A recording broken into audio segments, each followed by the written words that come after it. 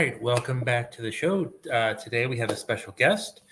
We're going to be talking to creator Richard Pace. If the name is familiar, you might recognize him from working on Second Coming with Mark Russell, Batman: The Doom That Came to Gotham. But currently he is running a campaign on Zoop, one of the ones that we're following on the Comic Watch Crowdfunder Korner, which we run weekly. So I'm going to stop talking. I'm going to bring Richard in and let him tell you about this project and about himself. How's it going?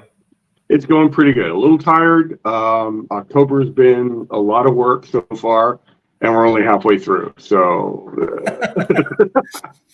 yeah, and like you were saying, you didn't even, you weren't even busy with the con this weekend. So, no, I wisely decided to skip pretty much all public events this year. I think I did one in Guelph for the shop called The Dragon, which is like one of North America's premier shops. They had the 25th anniversary, and I'm part of another crowdfunding project, Frankenstein Visions from Slam Press Tomes. I did one of the covers for the paperback edition, and they're doing a mid-launch Halloween party next weekend. So those are the only two public events I'm doing this year, and that's already seeming like so much right now. I can imagine. But before we get into starting, we can talk about both campaigns if you like. But before we do that, kind of give us a little bit about your history about yourself. When did you start? When did you first become aware of comic books? And when did you know that this is what you wanted to kind of do? Okay, there was a weird little blip in the screen there. Everything okay? Yep. All right, great. Well, I think I was always aware of comics. As a young child, my family moved back and forth between Winnipeg, Manitoba, and Calgary, Alberta a lot. So one of the things we got were those big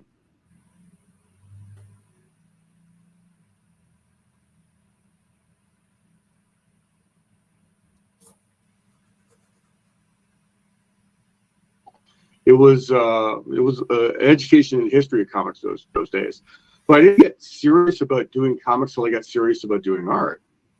And I think the first push towards doing comics was picking up one of those Fantastic Art of Frank Frazetta books, the paperback, I think 64-page ones. And in his biography, he talked about how after he had some really early art education, he needed money, and he started doing comics just like that. And I went, oh, well, that sounds easy. I can do that. And but along the way to wanting to just have a career in comics to be the next Frank Frazetta, I fell in love with the medium. It was a time when this was just before Frank Miller came to do Dark Knight. Alan Moore had already started on Swamp Thing. And so I came at comics at the ideal time in the mid-'80s, and it was like, you had Bill Sienkiewicz doing New Mutants, you had Walt Simonson doing Thor, you had Alan Moore writing Swamp Thing with Bissett and Totalman, showing that the art could go radically different ways than superheroes. And those comics just blew my mind. Then there was like, I got very quickly turned on to independent comics and Rockets. And at that point, comics seemed like a viable choice. I didn't have to just go and do paperback covers, which would have been a dead-end career nowadays because everything's photographs.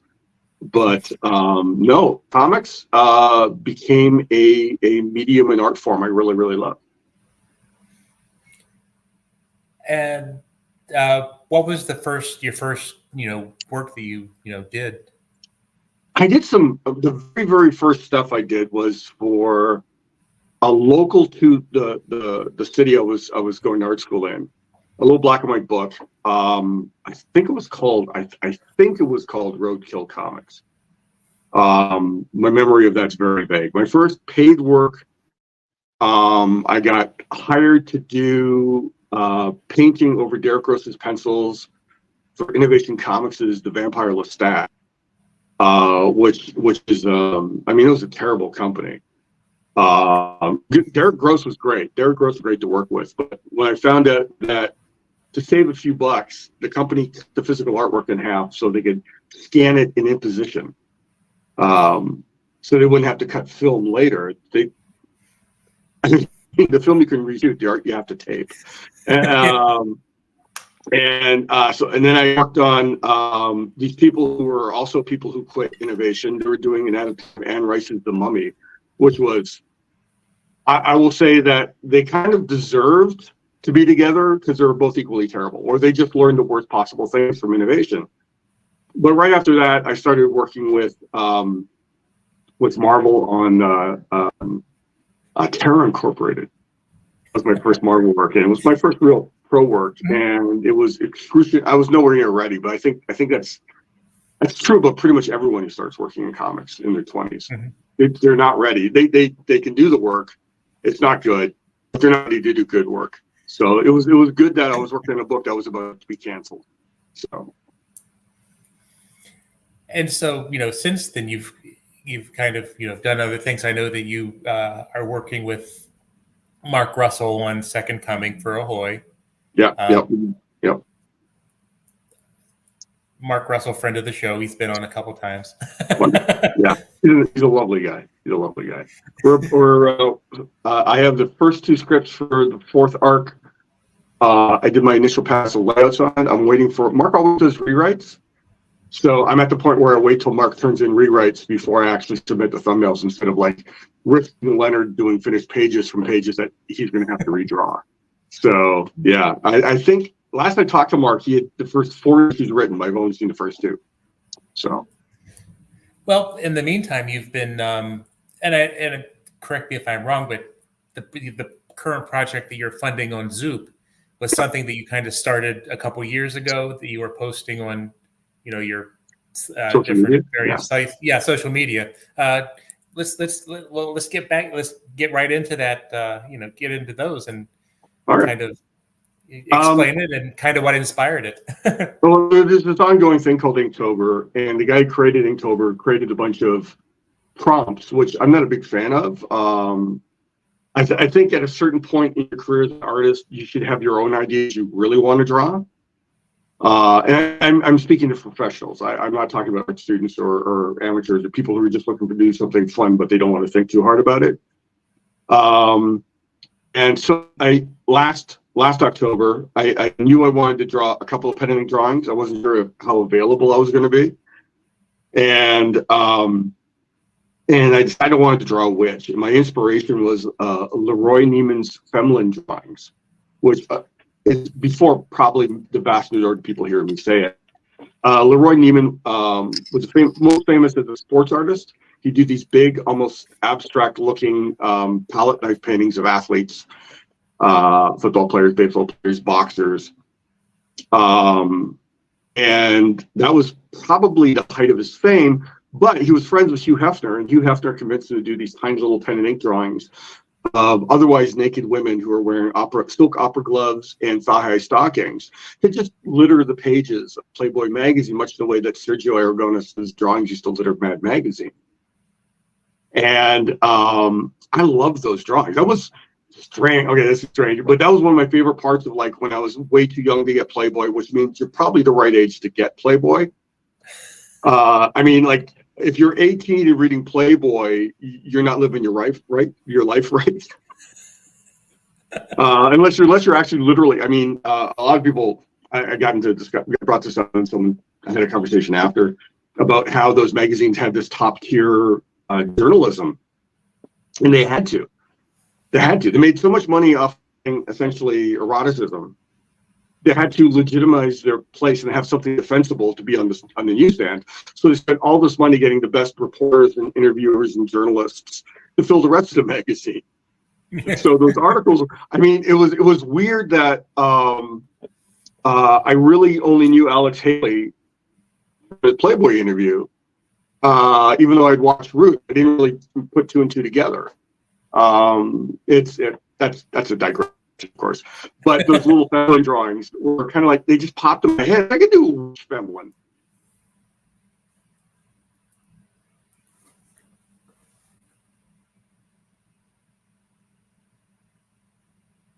Fishnet stockings. because that's way too much work. My wrist would never forgive me. And I thought, okay, you know what? There's like an easy thing where you just do a couple of drawings a week over the course of the month, and that's what I thought I was going to do. But a lot of people just automatically reacted to the first witch drawing. So I went, you know what? I got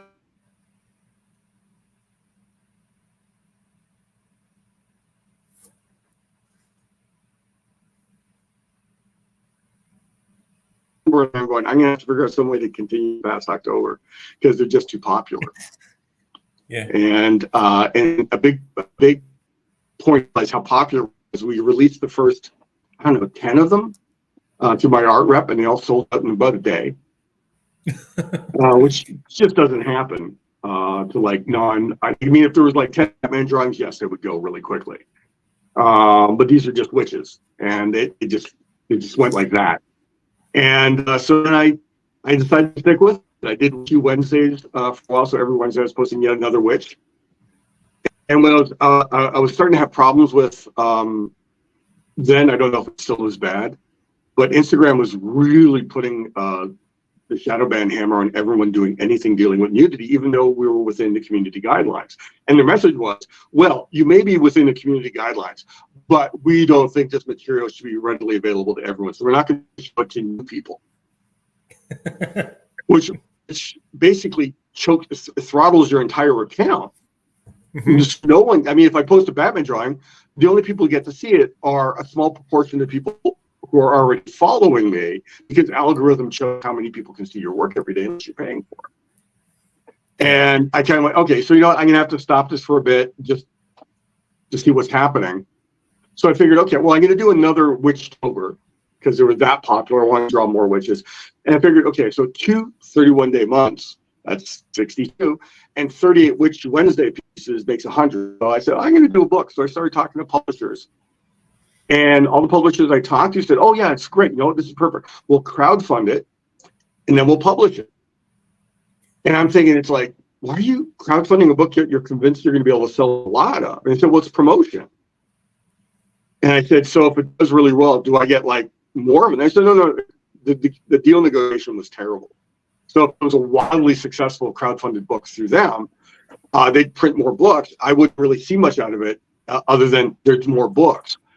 And there might be a royalty. And I've been burned by smaller companies with royalties in the past. So suddenly that became a dubious option. And then Zoop, who'd wanted me to do something with them pretty much since they started, they said, well, we actually have an option where we do all the fulfillment. And to my mind, that sounded exactly like what these smaller publishers were offering. But if it's wildly successful, I still get everything that makes it successful. Yeah. So here I am with Zoop, and they're great people. Really communicative, really, really helpful. Everything I ask, they answer as quickly as possible. And on top of that, they're going to get a slightly bigger chunk of whatever this project raises, but they're going to do all the fulfillment. So I can just keep drawing. I can work on the next thing. Instead of losing a month of like packaging and mailing and waiting for postal rates to increase yet again. So I think it's a great, I'm really excited. If we hit a certain number, I'm going to do a follow-up book next October with the witches, through them. Nice. I mean, you know, for just on the directly, and it's, you know, taking off pretty well, you know, still taking off pretty well. Are you kind of, you know, I guess, you know, does it surprise you that, or okay, so this is gonna sound weird. With the amount of people who enthusiastically said they want a book, I was assuming we'd be at least around 300 people buying just the book. Right now we're at about 159. I haven't checked since I got. Trying not to like click on it all day. You know, did someone else pack it? But most of it is people buying the art. So we're actually at a high number, but what I think is a unexpectedly low number of backers for the actual book. I mean, we're in the doldrums of the campaign, and I know there's always a spike near the end. But we're at the point now where it's like, yeah, if we finish in the low 20s, we can say the book is successful, even because the minimum pretty much just covered the cost of making a book. Right. So when you're drawing the pictures of the witches, are you how do you just have like something that is whatever you're inspired to pose, or what you want to kind of portray in that one picture, or you just kind of whatever pops in your head? It's very much, for the most part, it's either it's popped in my head or I start flipping through older sketchbooks. I used to have this habit, excuse me, I'd get up in the morning, I'd open up DeviantArt, which I don't even know if it exists anymore. And I followed a bunch of really figure photographers. And I would do sketches of these models in bizarre poses and stuff. And so I'll flip through, my first line is flipping through an older sketchbook, finding a pose that likes, and repurposing it to be a witch. Or I have several art reference books and fonts. I'll flip through and say, oh, that's a figure, I could do this. And sometimes I just have an idea that just pops in my head. And either I draw it purely from imagination, or I use some reference to enhance it.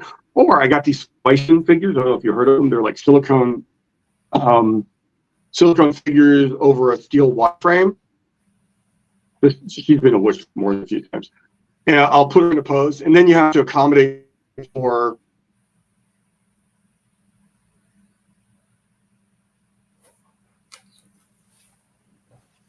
some of the other physical anatomy. But those are my go-to approaches. But often it starts with, I have to draw a witch. I have to draw it before tomorrow morning, and then everything else is secondary. And I've got kind of like a mental checklist of witchy elements. I mean, the hat's always there. Mm-hmm.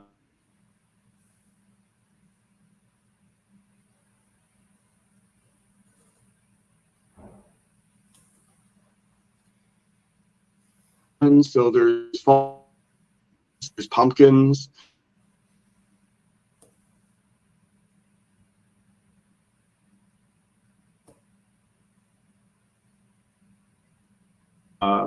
His own version of this art month, watercolors on toned paper, and he had his primary character with a giant skull. And I went, wow, I want to draw a giant skull too. So in a little tip of the hat to what Richard Case is doing, I had a witch sitting on a giant skull, and it became a little bit of world building that there used to be a lot more giants in the world, but they were disagreeable with the witches. And the implication that the witches took care of all these giants who we'd otherwise be seen walking around. So about how long does it take you from the time that you first start to your finished project? I mean, for drawing? Yeah. Oh,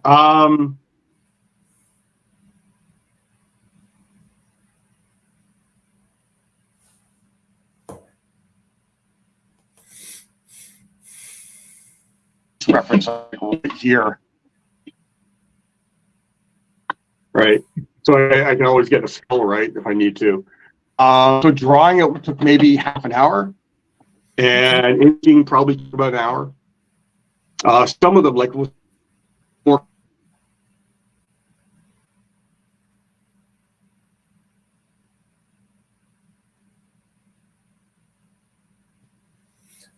Oh, I'm sorry. There was a lag. So no problem. I've been experiencing a little bit off and on through the interview as well. So is there a difference between drawing these still photos that you're doing and then doing like a panel for a comic book? Yeah. So these are more like illustrations, static, perhaps a narrative element. Comics is it's illustration on crack. It's because you're doing multiple drawings per page. If you're doing your job right, there are significant storytelling elements. You have to draw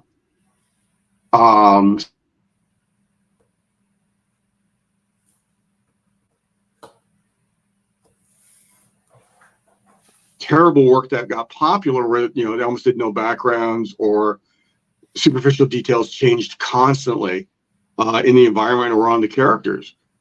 But I see the discipline of getting the medium right is it's visual storytelling. So not only do you have to draw well, you have to compose the panels well. You have to allocate space for whatever lettering there might be.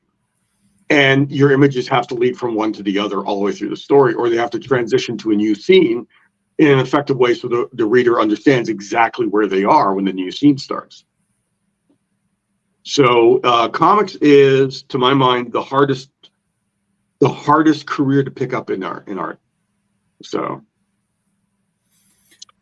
And tell us a little bit about, you mentioned that you were also doing some work for another Kickstarter fundraiser, crowdfunding project.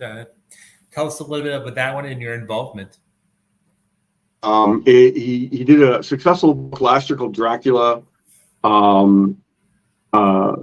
It's basically you read the novel and you illustrate an idea from the novel. So we did this with Frankenstein.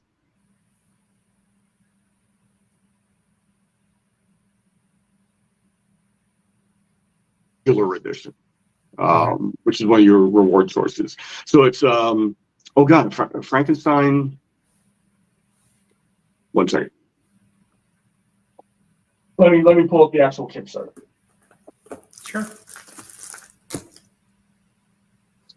Sorry about that. Not a problem. Yeah. Here we go. Is there any change in it? I don't know. It's just okay. That's good. All right. So it's Frankenstein Visions. It's on Kickstarter, and it's at 4,600 Canadian out of a goal of. Oh yeah, it's past the halfway point, so we're good. I think.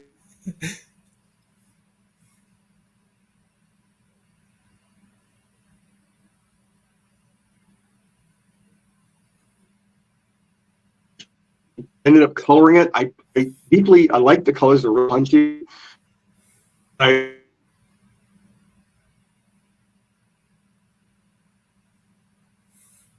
Of the cover available through my art rep, cadencecomic.com.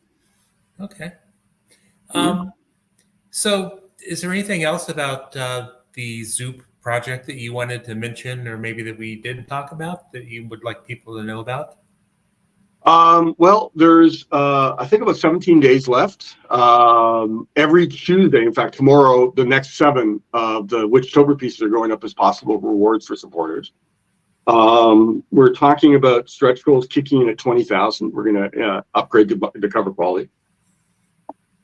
And if we hit 24, we're going to actually upgrade the paper quality as well. They use a good paper at Zoop as default, but since this is primarily an art book,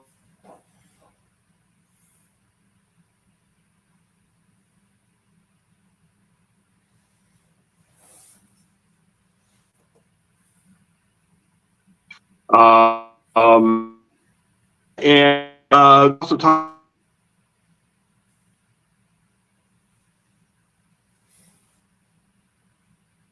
feedback, which I generally can't do because I have to, pay bills.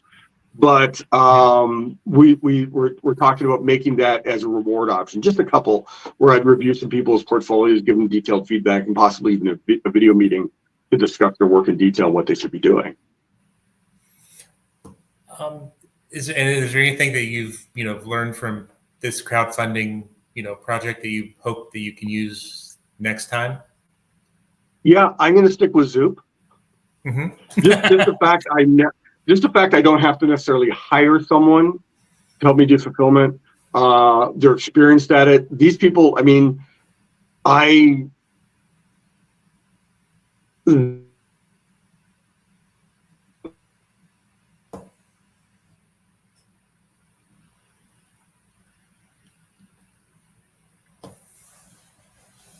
care of it. It's one step away from being a publisher, but there's more control for me.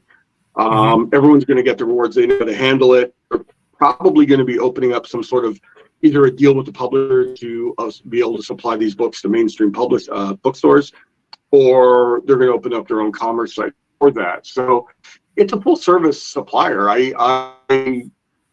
If I do any other crowdfunding, it's going to be through them. It's a great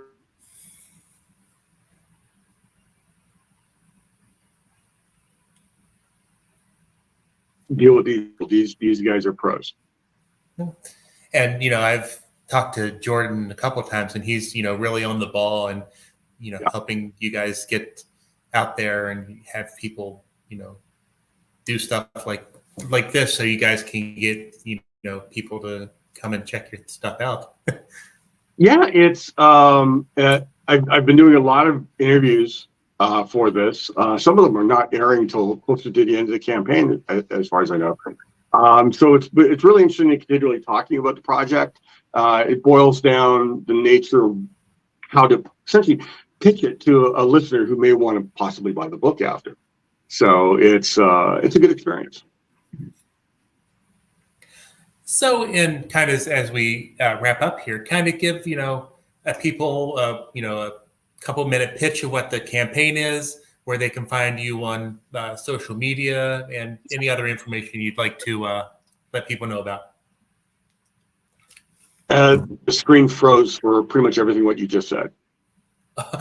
Okay, so kind of wrapping up. Can you give them like a summary and where they can find you, like on the social media? Well, certainly. Actually, before we wrap up, I just found out when the publication date for the project I'm currently working on. So I'm drawing I think the lead story in Savage Sword of Conan, the big black and white magazine launched from Heroic and Titan.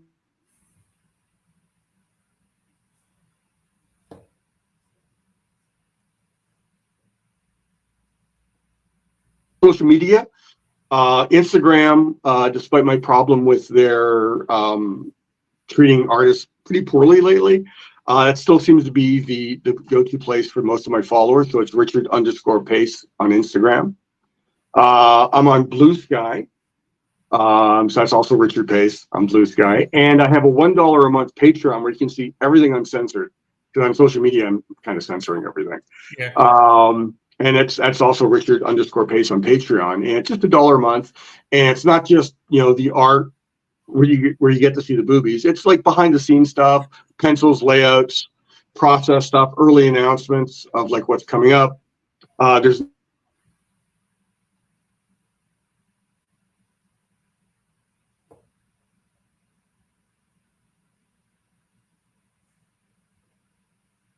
money. It's just there to really find out who wants to see everything and build more of a relationship with me as a creator. Very nice. Well, I want to thank you for taking the time today to chat with us, and best of luck as the campaign wraps up. And we'll continue to track it on Comic Watch every week in our crowdfunding corner. And I'll post this interview when I, do the next one on Saturday. All right, wonderful. Thank you so much. All right. Well, thanks for taking thanks for taking the time today, and I'll get back to your drawing and work. Thank you so much. All right. Take care. You too.